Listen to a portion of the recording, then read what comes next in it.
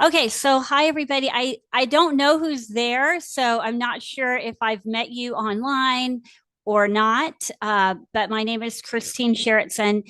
I am a contractor. I've been working with Havasupai for 2 years. And so I've been down there twice. And so I know about the school, I know about the kids, I know about the unique circumstances of Havasupai. And so I just wanted to start with saying that right now I'm a professor at Southeastern University. I am in Lakeland, Florida, and I teach literacy courses at the undergrad and graduate level.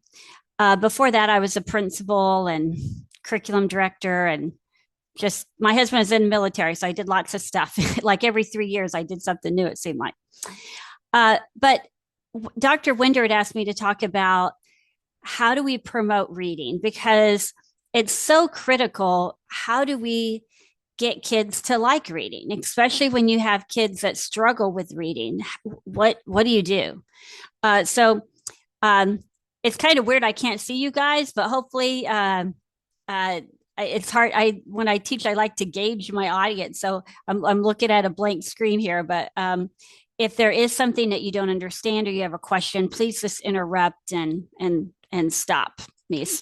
Okay, so I love reading, but I know not everyone loves reading. And if you're not a good reader, then you usually don't like to read. And so um, I was thinking about my own journey of reading and just kind of thinking I have three sons, they're all older now. And two of them like to read. One of them did not like to read. The one that did not like to read became a firefighter. And but as I was looking around my house, I saw, I was just looking at the types of books we have. And we literally have probably 600 books in my house. And it made me think. And one of the things we're going to talk about is the lack of resources that so many kids have. They don't have books in their houses. I'm very fortunate I do. And so what I like to read is not the same thing as what my kids read. So I was looking around and I just went to my husband's nightstand and he had this book, Kings of the Wild. It looks like a fantasy book. And my son also likes fantasy, so he's reading this fantasy book. Then I started to think, what do I have next to my nightstand? I have a book called The Courage to Be Disliked. I told my students that I was reading this and they laughed and they was like, Dr. Sherritt, yeah, you have the courage because a lot of people dislike you. It was funny. So it's a good book, actually. Um, and I'm not going to share all these, but they're all different. I have one son that is a geography major. He reads geography for fun. I would not do that. I like to read this. If you haven't read this one, it's called Demon Copperhead. Copperhead. It's a great book. I like to read stories about people that have overcome a lot of obstacles. So I started to think about, oh, let me admit someone here. I started to think about my own reading journey and how fortunate I am that I have books that I have. So just I want you to think about one of your favorite books. If you had a book that just you loved, and if you feel comfortable and want to share that, I would love to know what it is.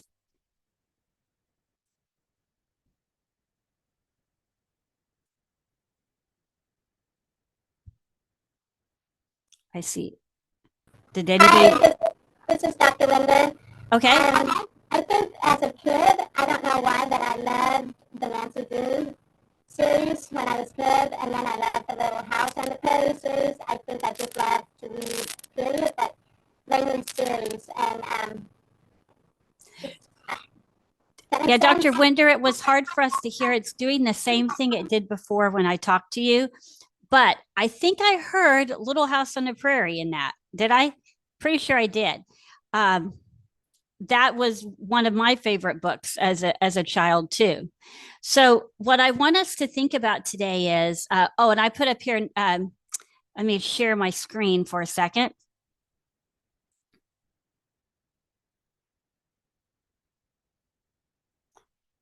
Can you guys see? It looks like a book that says "Bread and Jam for Francis."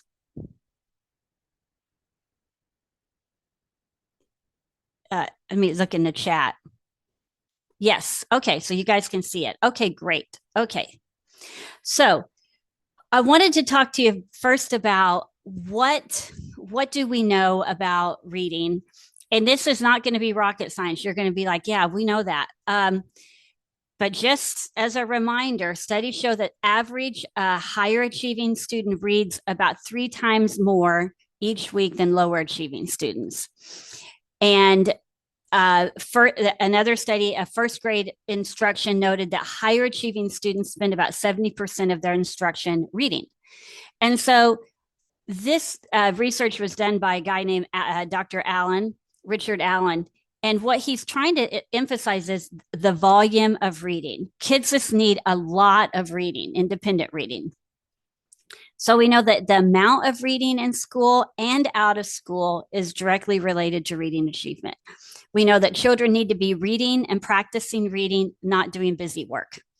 And we know that students who had home environments that there was reading had better reading achievement. So you guys are probably all like, okay, that makes sense.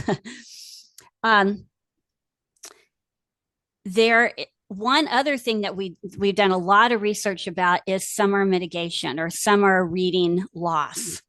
And I actually, a couple years ago when I worked at the University of Louisville, I did 5 years, I did summer reading camps, and we had about 100 students.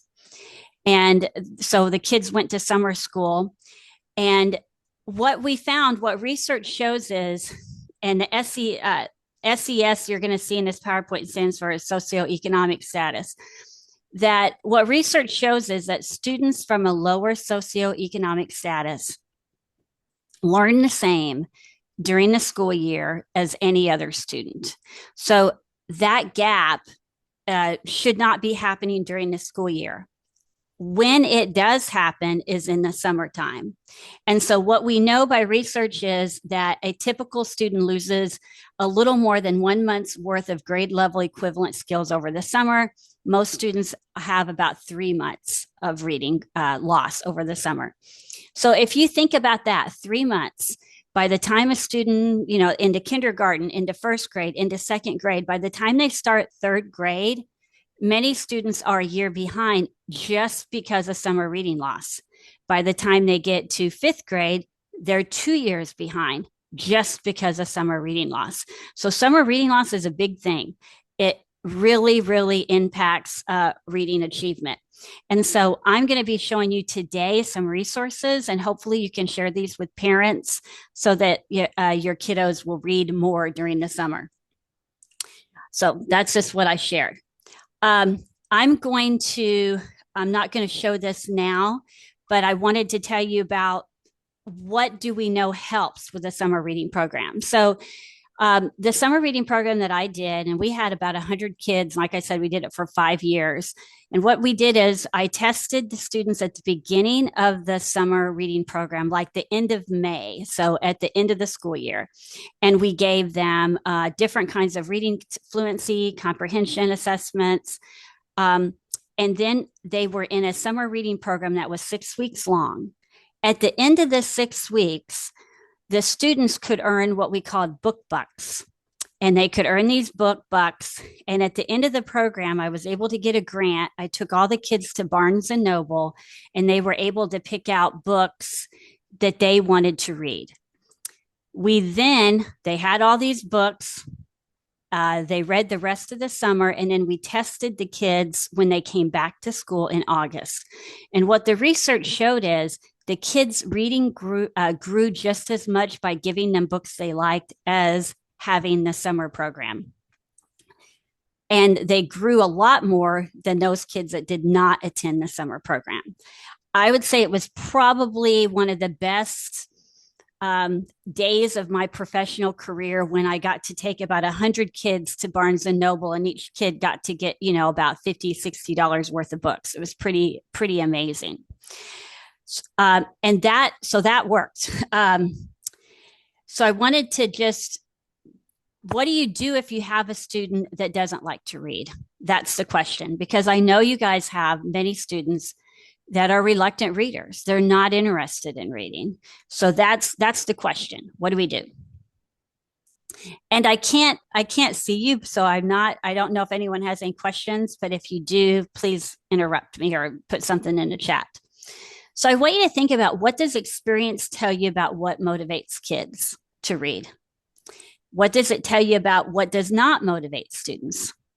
And what role do you think rewards and incentives play in student motivation? So I know you guys have your mics off, but if anyone would share, what do you think the research shows, or what is your experience in using incentives to motivate kids, like candy or stickers, or to get them to read? This is Dr. Winder. I think rewards and incentive probably has a huge impact on any type of motivation for students until they learn to be self-motivated. Mm-hmm. So that's what we're going to talk about today. What kind of rewards? Because what we know is that there are rewards that work, and there are some rewards that are not as productive. And so that's the key. What do we get? What kind of rewards do we do? So when you think about reading growth, there's bad news and then there's a little bit of good news. The bad news is attitudes towards reading worsen over time, and the decline actually begins in grade 1. So if you're teaching kindergarten and first grade, I was a primary teacher, most of the kids in my school loved to read. When I taught intermediate school and I taught 5th and 6th grade, I had tons of kids that did not like to read. So it's like, what happened between first grade and 5th grade, that in kindergarten and first they liked to read, and then by 5th and 6th grade they hated to read. At least that's what I saw. So that's kind of worldwide is prevalent, that pattern. Attitudes worsen over time, or worsen at a larger degree for the worst readers. Girls seem to have a better attitude about reading than boys. Gender difference is unrelated to reading ability and is documented in many countries and many languages. And what your race is, that doesn't influence attitudes. The good news is there are things that you can do to help reading. And so that's what we want to talk about. And this is just a chart that shows, here we have our low readers, our average readers, and our high readers. And so we can see everybody declines, but the low readers, look how they decline. So this is first grade to 6th grade. Here's our average readers in first grade and 6th grade, and our high readers. So we can see that the lowest readers, that how steep that decline is. So what do we do to improve motivation? That's the question. And what research shows is there's really 6 different things that you can do, and they all begin with a C. So hopefully you'll remember them. And the first thing is choice. Provide students with authentic choices and purposes. I learned this the hard way, and I know this, but I still didn't do it. I was working with a teacher in Havasupai, and we were doing small groups. Mrs. Mondo, we were doing small groups, literacy circles, and with some students, and I was logging in with them once a week, and the students were like, you didn't give us a choice on this book. We don't like it. And they were right. I didn't give them a choice. And so what I should have done is had 3 or 4 books that they could have read independently and had them choose it. But instead I was like, oh, I'm sure they're going to like this book. I'm sure. And guess what? They didn't. I liked it. They didn't like it. So choice is important. So if you're having kids read, or if you're doing small groups, or if you're doing maybe a literacy circle, my suggestion would be give them 3 or 4 options that you know they can read, and let them have some choice in it. We all like choice. And challenge. Allow students to modify the task so the difficulty and interest levels are challenging. So it needs to be at that level that they can read it, of course, and decode it, but it also needs to be challenging. And what is difficult is finding books that are at a higher level of reading. So if you have a fifth grader that's reading below grade level, finding books that will interest them that they can read. That's the challenge. And so I'm going to talk about some ideas for that. Control. Show students how they can control their own learning. Show that how they can give them some ways that with the control that they have options on how they're going to show that they've read something. So choice, challenge, control.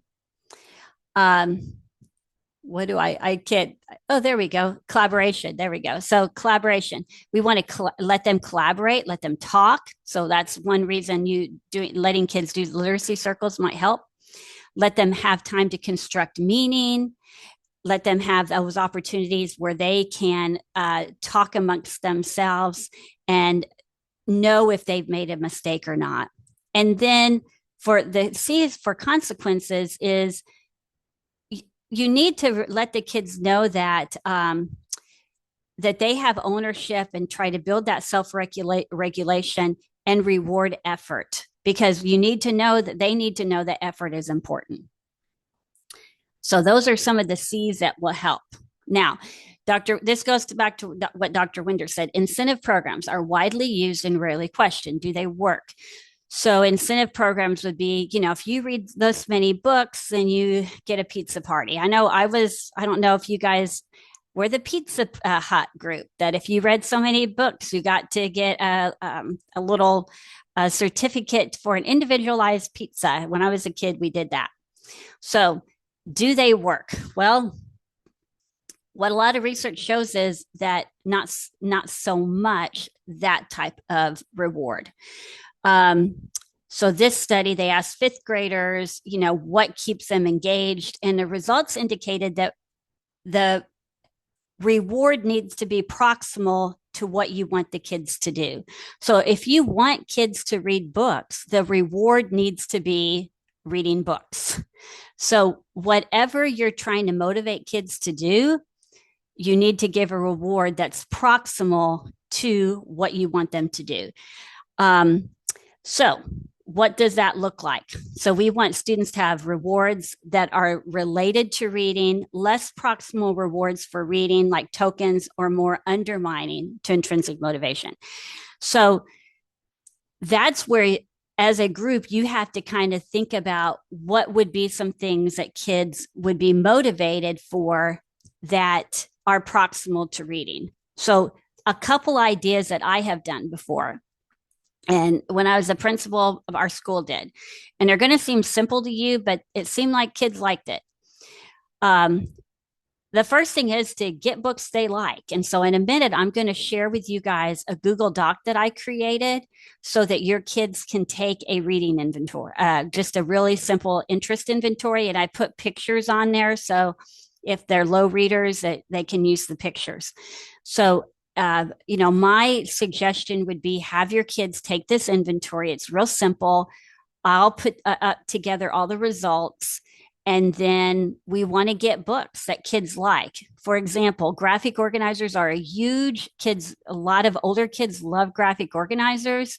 They're more decodable. There's not as much print. They're more interested in those types of books.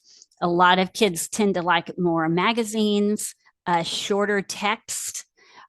So if you don't know what your students like to read, that's the first step. We have to find out that. I did that when I was a principal, and I was on a Marine base in Camp Lejeune, and one thing that I found out is my students love to read about ninjas and samurai and so forth. And so I got some books on ninjas and samurai, and I got some books that were, appropriate, but and they liked it. So I want you to kind of think about, and maybe as a group, I'm just reading here, Dr. Winder, that this is going to end in 10 minutes, I guess, because I don't have a regular copy. So I'm going to kind of zip through this. Okay. I guess the Zoom that I have isn't a regular Zoom meeting. So, okay. So a few things to think about. Revisit your read aloud practices. Are you reading books that kids like?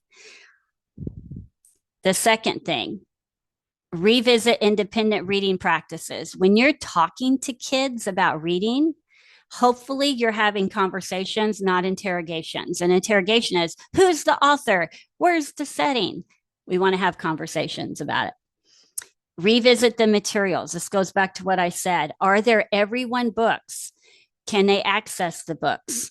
Do you have magazines? Can you buddy up kindergartners with older grades for reading? And then use an interest inventory. And so I'm going to send this to you. Can you guys see the interest inventory now? Can't hear anybody. I'm hoping you can. Oh, yeah, I got a thumbs up. Okay. So it just has the grade level. I like to read. They can put yes, no, sometimes. I read at home. So I tried to make it as simple as possible. Reading is hard for me. What types of books do I like? Do you prefer fiction or nonfiction? The length of the books. So this might be something that you might want to share. I hope you can, so that you'll get an idea of what the books are that your students like. Kids need to know how to find a book. So you probably have heard about the iPick books.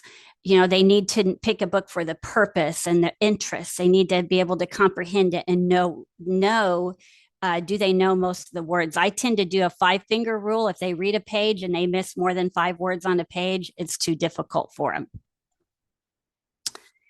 So you need to teach them how to find those good fit books, model it, create displays, and so forth. So I'm looking on here. I don't have that much time. So I wanted to be able to show you some resources. So I will share this with you all. These are websites for free books. I did have a question. I know that there's only library in Supai is the school library. Can they get a library pass for a library outside of the canyon? I don't know if anybody knows.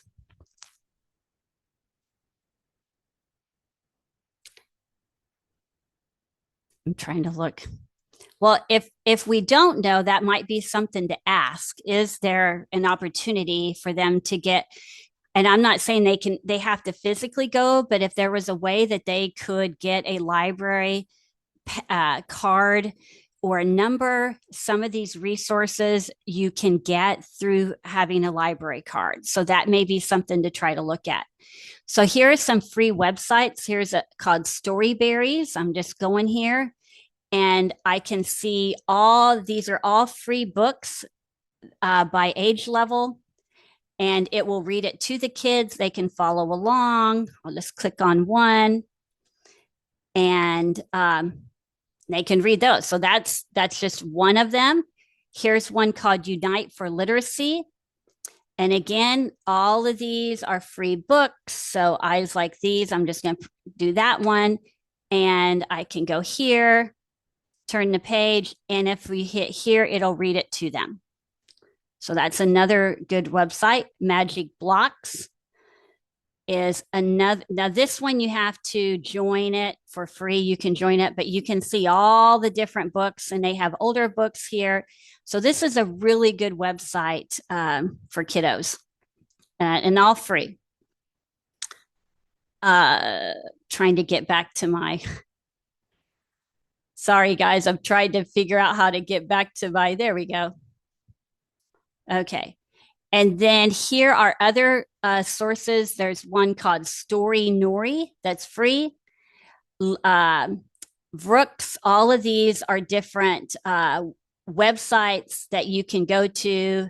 Here's this one and get free books. So I would definitely recommend checking out some of those. A really good one is Hoopla Books. And that would be good for all of you teachers too. But the thing is with Hoopla Books, you have to have a library card. And that's why I was saying, so I logged in with my library card and these are all the books that they have. There's tons of them. And so they're nice. You can blow them up really big. And even like, the Smart Cookie, You can put a hold on a book if it's not there. So Hoopla Books is a really, really great resource that you can use. So what I would strongly suggest is, and Dr. Winda, I'm sorry if I'm condensing this, but I guess my time is running out a little bit here. But what I would hope that you guys could do is possibly give the kids the inventory, find out what kind of books they need.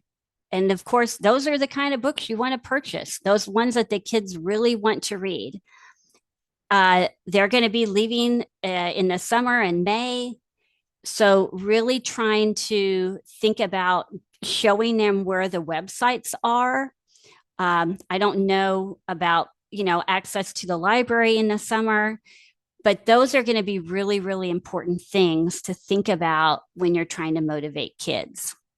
So I wanted to stop and ask see if you guys had any questions. I have 3 minutes left before the Zoom ends, but does anyone have any questions, or is there anything that you think you could use based on what I talked about? We have a question. Yes, ma'am. Has there been any data or statistics on the difference between reading fiction or nonfiction? Like you were talking about, you had one reader and one non-reader. My boys didn't like fiction, but they would really like nonfiction. Has there been any studies on that? Yeah, usually boys tend to like nonfiction more, but a lot of schools tend to have more fiction books. And so with your standards for reading standards, it's supposed to be 60-40. You're supposed to have about 60% nonfiction, about 40% fiction. And so that's something to really think about, is getting more nonfiction books in your classroom. Like I said, just the books that my own kids I had one son that all he read was guitar books and geography books, or my son that didn't like to read, when he was in the Navy, he started reading books about crypto and stocks because he thought he was going to get rich. And he read. So yeah, that's a good question.